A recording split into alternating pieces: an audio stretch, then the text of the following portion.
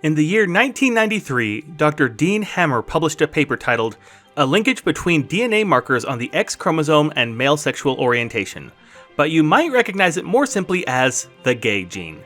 Now, it's important to note that Dr. Hammer didn't actually claim that there was a genome that caused homosexuality. Rather, he hypothesized that the XQ28 region of a male's X chromosome could be linked to a higher rate of homosexual tendencies in men. But the media took this paper and started running with it. "Science has finally found the gay gene," they said. Now, any arguments that were homophobic in nature sounded silly, since now we had scientific proof that being gay was innate, not a choice, that people are just born that way. The more that geneticists looked for the gay gene, however, the weaker the evidence became. The University of California, Berkeley even came out with a study that claimed that the difference between the size of your index and ring fingers is a physiological side effect of your sexuality, which, again, has since been debunked. One of the worst arguments that I've ever heard for the innateness of homosexuality is, "I didn't just wake up one morning and decide to be gay all of a sudden." That is an extreme oversimplification of both human sexuality and rational decision making. Nobody is going to argue that most gay people gradually came to a conclusion that they had same-sex attraction rather than just one spur of the moment, "I'm gay now." Having said that, I'm going to throw a caveat in here before continuing with this video. Who we are is a combination of our genetic makeup and our environment. There are some neuroscientists who believe that we literally cannot choose anything. We're programmed by our DNA to act in certain ways, and depending on our surroundings, it will trigger certain responses that might not be triggered in, say, an identical twin with the same genetic makeup as us. Let's say that we do have the ability to make our own rational decisions, however. Let's say that if somebody does something that really gets under your skin, you have some modicum of choice as to whether or not you react, at least to some degree. That, I believe, is how sexuality works, and I'm going to prove it scientifically. So let's start with the basics. Sexuality is not who you fall in love with. It's all about who gets your engines burning downstairs. It's all about who you want to be the recipient of your pent-up sexual aggression. But how do you even get that way in the first place? What exactly does it mean to be horny? It all starts in the part of your brain known as the limbic system, which is the main hub for your senses, memory, and emotions. And let me tell you, other than fear, sex is probably the most intense feeling you'll ever have. The main players are the amygdala, hippocampus, hypothalamus, and nucleus accumbens, which work together to act as triggers for sexuality, remember sexual impulses, and activate reward centers. When you get horny, it's a result of your hypothalamus releasing hormones like dopamine and oxytocin into your bloodstream. These are different from neurotransmitters in the sense that once they get into your blood, they're going to be there for a while, which is why it's so hard to get rid of that impulse sometimes. The hypothalamus also tells the pituitary gland to trigger your sex organs to release testosterone or estrogen, which make their way back to your brain, who is then told that it's time to make babies! Finally, the hypothalamus works with the amygdala to tell the brain that it's time to stop thinking and start feeling good. So they send inhibitory chemicals called GABA to the prefrontal cortex to keep you from thinking so good. If you've ever felt post-nut clarity, it's the result of GABA leaving your prefrontal cortex and letting you feel the disgust of what you just did. Hang on a second though. Why does this even happen? Like, we all know that one of the main functions of life is to reproduce, but what makes the brain actually go through these processes to begin with? And why would they activate if you're not actually reproducing anything right now? This is where your environment plays a huge role in your sexuality.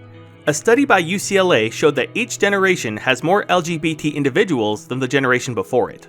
Some would argue that it just means that older generations are still in the closet after 60 years, but I think that rational people can agree that as being gay becomes more acceptable in society, it leads to an environment where same-sex attraction isn't just less taboo, it can even be seen as something praiseworthy. This is why you'll see a higher proportion of gay individuals in major Western cities than in places like rural Africa. How though? How does your environment shape your sexuality? Well, your body pretty much starts out knowing nothing. It gets these impulses and doesn't really know what to do with them. But a young mind is nothing if not curious. As humans go through puberty, they start getting all kinds of weird new emotions, and one of them is an explosion of sex hormones. What happens during this period can severely impact your sexual development, because these are things that your hippocampus will store into your memory, and since it's right there next to your amygdala, it'll create associations between a stimulus and a reward. Now, it's important to know that some of these associations can be created before puberty, which can lead to certain sexual inclinations once you start sexually exploring. For instance, boys who are sexually attacked by other males when they're children will be more likely to have homosexual tendencies as they get older. Now, obviously, not all boys who are assaulted by men grow up to be gay, and not all gay men were touched as little boys. But it's still a direct correlation that can't be ignored. In reality, lots of things can lead to same-sex attraction, but it always comes down to your sexual impulses and where those impulses are directed. Let's look at fetishes as an example. One of the biggest fetishes out there is an attraction to feet. I personally don't have that inclination, but lots of men and women alike have that specific kink.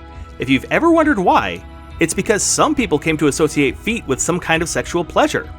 Sometimes, a bare foot can be seen as arousing because, let's face it, most of the time we interact with people, they're wearing shoes. When someone takes off both their shoes and socks, it can be associated with a feeling of inappropriate bareness. Even what I just said, though, is an oversimplification. The point that I really want to drill home is this. Most of us get sexual urges. That's just part of our body working properly. It's where your attention is during those sexual urges that ultimately leads your brain to make associations and find certain things attractive or not. And this can be a gradual process over decades. I once knew somebody who liked naked Japanese comics. No judgments, just stating what he was already into. He said that after doing a little bit of exploring, he found a genre where the girls have a penis. They were still biological girls in their story, but they also happened to have male genitalia.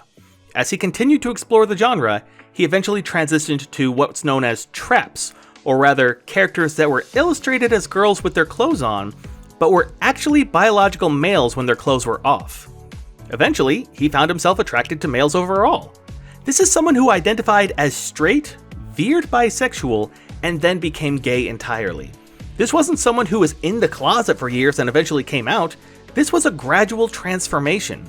Actually, speaking of bisexuality, let's go into that a little bit more. I have personally met multiple people who have described themselves as gay, then had some transformation where they met the right person of the opposite gender, or had some religious awakening where they went from being 100% gay to being 100% straight. The most common argument I hear is, that just means they're bisexual. But I can't tell if those people are being willfully ignorant or just plain can't accept the truth. Sexuality is fluid.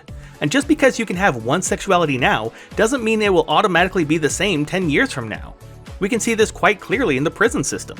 Most men who are sentenced to prison are straight, but they don't always stay that way. When you're in the slammer, you're just not going to be around people of the opposite gender. But that doesn't mean that you're just not going to get sexual impulses anymore. As we've already seen, your limbic system is going to trigger your sex drive whether there's a stimulus or not, and you'd better believe that after years of this behavior being reinforced again and again and again, sometimes it's just going to stick, at least while they're in there. I've also heard something very similar when it comes to the Navy, since if you're on a boat for months on end with no girls in sight, you learn pretty quick that a blowjob is a blowjob. Again, that's just what I've heard from former Navy men. Actually, the fluidity of sexuality used to be much more accepted in times past than it is today. Nowadays, you're considered gay, straight, or bisexual, but there was once a time when being gay just meant that you had any kind of homosexual tendencies. We can see this best with the Kinsey scale, which measures sexuality on a spectrum where 0 means completely heterosexual and 6 means completely homosexual, with 3 being 50-50. There was once a time when being gay meant that you were essentially anywhere on the scale between 1 and 6, but because we've polarized sexuality so much, some gay people feel like they have to completely reject any opposite sex attraction. Listen, I'm not trying to say that sexuality is clear-cut, or even that genes play no part in it. Yes, genes can affect our chemical makeup, which absolutely makes us more likely to lean one way or the other, but they can't force us to be attracted to someone against our will. Ultimately, we are the ones who make the choice to let ourselves be influenced by certain stimuli. We can't always choose how many sex hormones flood through our bloodstream, but we can absolutely choose how we react to it. Sexuality is complicated, and it's not as simple as being born gay or straight. But it's 2025. It's time we put political agendas aside and dispel the misinformation. If you know someone who says that sexuality isn't a choice, I'd invite you to share this with them, because the science says otherwise.